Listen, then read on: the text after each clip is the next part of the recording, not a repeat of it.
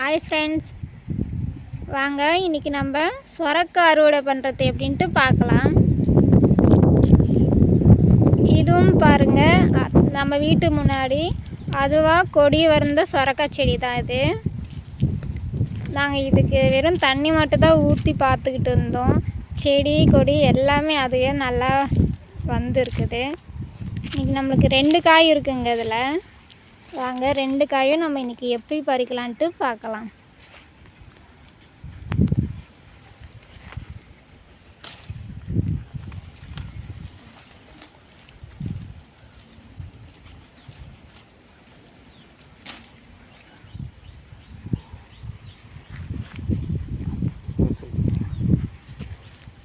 அவ்வளோதான் ஃப்ரெண்ட்ஸ், இன்றைக்கான ஹார்வெஸ்டிங் முடிஞ்சிச்சு. இதே மாதிரி நம்ம வீட்டு முன்னாடி நம்மளுக்கு இருக்கிறது வச்சு நம்ம சமைச்சு சாப்பிட்டோம்னா நம்மளுக்கு எந்த ஒரு பிரச்சனையும் வராது. இயற்கையாக நம்மளுக்கு வர்றது எதுவாக இருந்தாலும் நம்மளுக்கு நல்லது தான் ஃப்ரெண்ட்ஸ். இது ஒரு நாட்டு சொரக்காங்க. இந்த நாட்டு சொரக்காய் உள்ள நன்மைகள் என்னன்ட்டு நம்ம இப்போ பார்க்கலாம். சொரக்காயில் உள்ள நிறைய நன்மைகள் இருக்குதுங்க நம்மளுக்கு. அது நிறைய பேருக்கு தெரிய மாட்டேங்குது. இதில் நீர்ச்சத்து மற்றும் நார்ச்சத்து நிறைய இருக்குதுங்க. இதில் உடம்பு சூட்டை ரொம்பவும் தணிக்குங்க.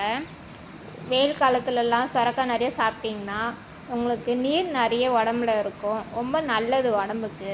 அப்புறம் உடலில் உள்ள கெட்ட உப்பு அளவை கட்டுப்படுத்துங்க. அது சொரக்காயில் விட்டமின் பி, புரதம் மற்றும் பாஸ்பரஸ் நிறைந்த காய்ங்க. அது உடல் எடையை குறைக்க உதவுகிறதுங்க. இந்த காய் சொரக்காய் சிறுநீரகத்தை சுத்தம் செய்யுங்க.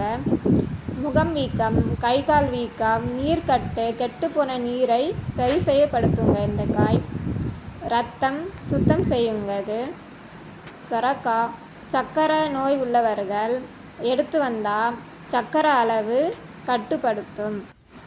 சொரக்காய் நமது உடம்பில் உள்ள கெட்ட கொழுப்புகளை குறைக்கும் உதவுதுங்க. இந்த காய் உடலில் ஏற்படும் பித்தம் விரைவிலேயே சமநிலைப்படுத்தும்.